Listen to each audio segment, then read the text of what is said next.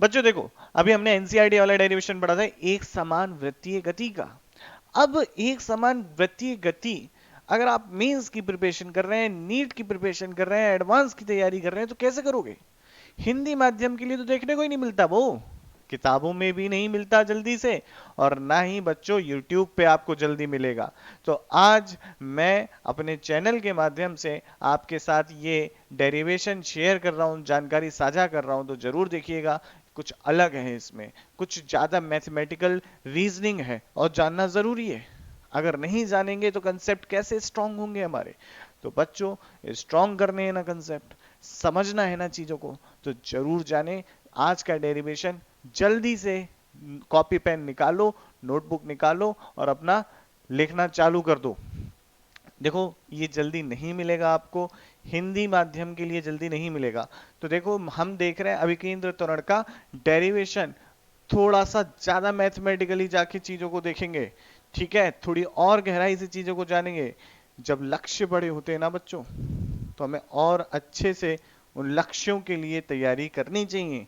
अब ऐसा तो है नहीं कि आसान हम करेंगे, थोड़ा सा मेहनत तो करनी पड़ेगी। इरोडोप जैसी अगर किताब लगाने के लिए सोच रहे हो, जो बच्चे जेई मेंस या एडवांस की तैयारी कर रहे हैं, या फिर आगे बीएससी करोगे, एमएससी करोगे, गेट दोगे, तब भी तो जरूरत पड़ेगी, तब भी तो फिजिक्स पढ़नी होगी।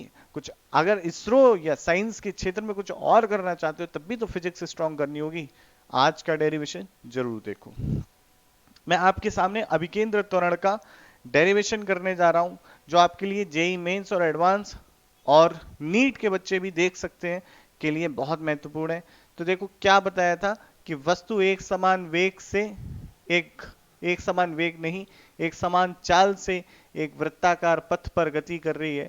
मान लेते हैं किसी समय पर इसका जो पोजीशन वेक्टर है, इसे हमने कह दिया इसका ओ, ओरिजिन कह दिया, और यानी कि मूल बिंदु कह दिया। किसी समय पर इसका जो पोजीशन वेक्टर वो आर है, तथा इसका वेग सदिश वी वेक्टर है।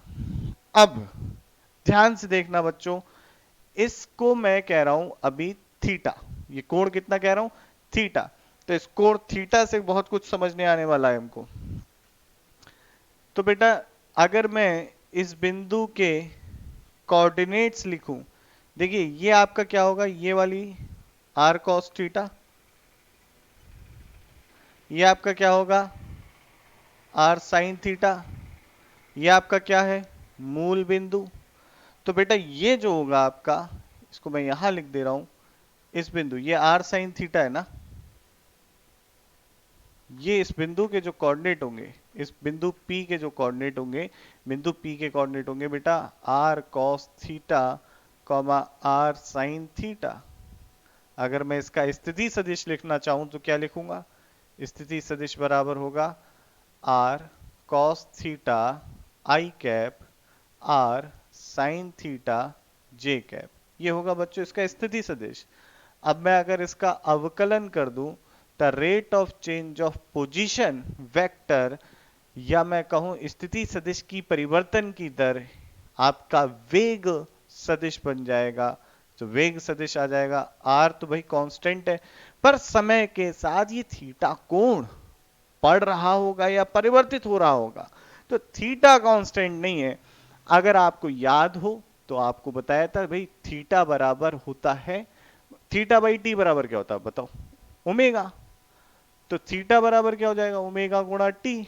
बस यही चीज का इस्तेमाल करके हम क्या करेंगे, देखो इसको ऐसे ही रहने देते हैं अभी डी, और थीटा की जगह लिख देते हैं omega t i cap r sine omega t j cap.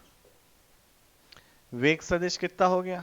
Are तो कांस्टेंट बाहर आ गया, कॉस का अवकलन साइन, कौन सा, पॉजिटिव नेगेटिव? नेगेटिव का। फिर अंदर वाले का अवकलन करो, अंदर वाले का अवकलन करा तो ओमेगा टी का अवकलन ओमेगा।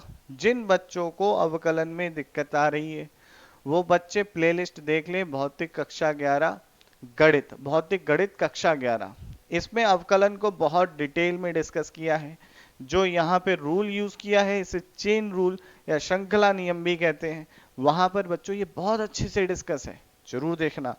मैथ्स, अगर आपके मैथ्स के जो बेसिक बेसिक पॉइंट है वो स्ट्रांग नहीं होंगे तो फिजिक्स में बहुत दिक्कत होगी। तो इस दिक्कत को रिमूव करना है ना, रिमूव तभी हो पाएगी जब आपका हर एक पॉइंट क्लियर होगा।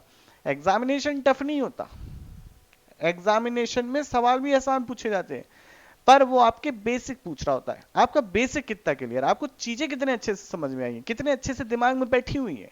पर होता क्या है कि आप लोग भी लिखते चले जाते हो, टीचर भी बहुत सारे लिखाते चले जाते हैं, पर बेसिक साफ है, बिल्कुल पता ही नहीं है मतलब क्या है।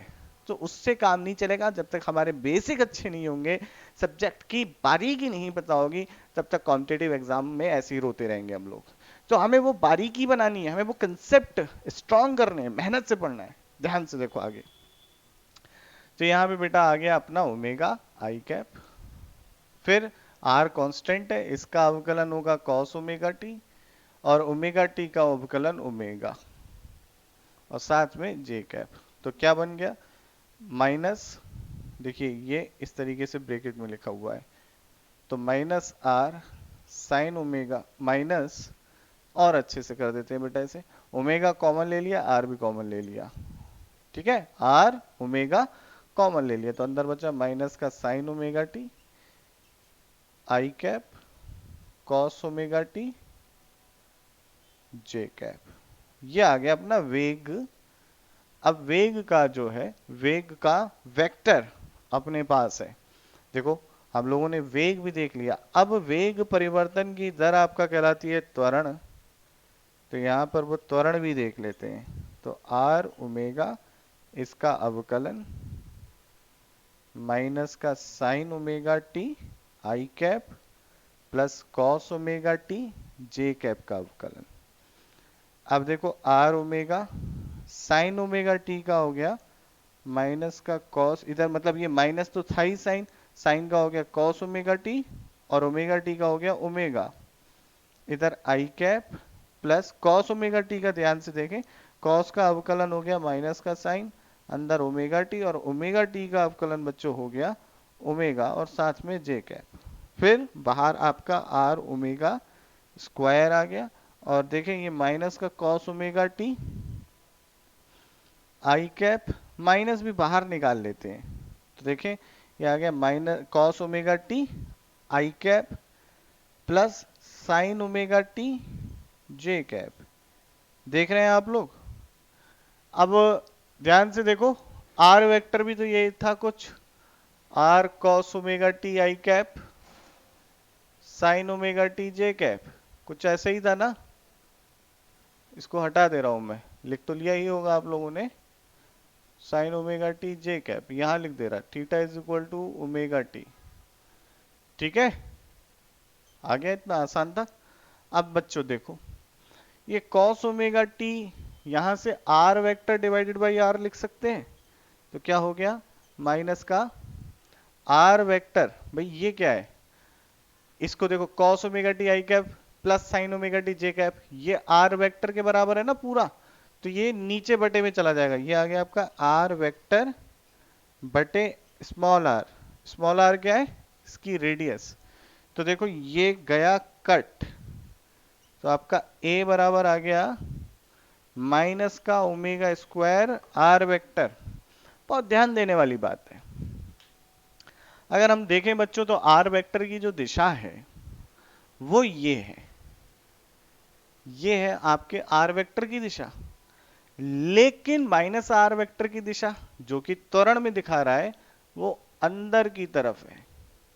तो आपके त्वरण वेक्टर जो है, यानी कि त्वरण सदिश है, उसकी दिशा निगेटिव के आर वेक्टर, यानी कि अंदर की तरफ, देखिए केंद्र की तरफ आई, तो मैथमेटिकली गणितीय रूप से भी हमने देखा तो केंद्र की तरफ आती है।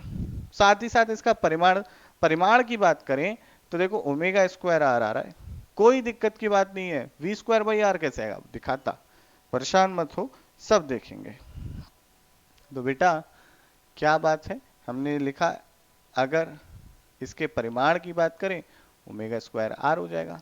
v बराबर क्या होता है, आर ओमेगा, v बराबर हमने पढ़ा है आर ओमेगा, ओमेगा बराबर v बाई आर, रख दो v square by r square गुणा आर, गया v square by r, vector a का परिमाण आ गया, यही आया ना।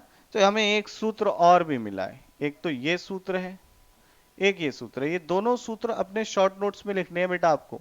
जो शॉर्ट नोट्स आप बना रहे हैं उसमें ये दोनों सूत्र होने चाहिए।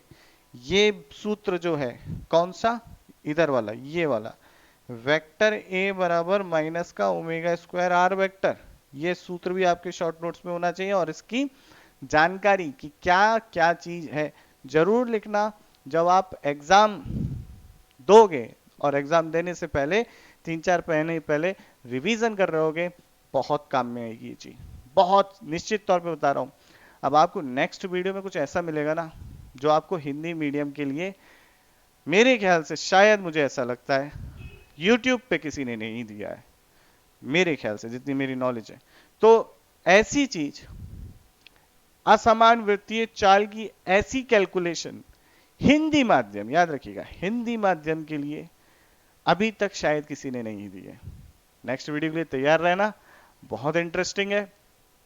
किन लोगों के लिए बहुत महत्वपूर्ण, एडवांस की जो तैयारी कर रहे हैं, मेंस की तैयारी कर रहे हैं, जिंदगी में इसरो या फिर आपके अच्छी जगह जाके कुछ साइंस के, विज्ञान के क्षेत्र में, भौतिकी के क्षेत्र में कुछ करना चाहते हैं, उन लोगों के लिए तो बहुत महत्वपूर्ण है। तो जरूर देखिएगा और बताइएगा कि वीडियो की मैथमेटिकल एनालिसिस, मैथमेटिकल डिटेल्स और कैसे उसे नेचर यानी कि फिजिक्स से देखा जाए, सारा कैसा लगा। अभी मैं चलता हूं, आप लोग इसे अच्छे से नोट कर लें। और एक अच्छा डेरिवेशन अभी हमने डिस्कस किया।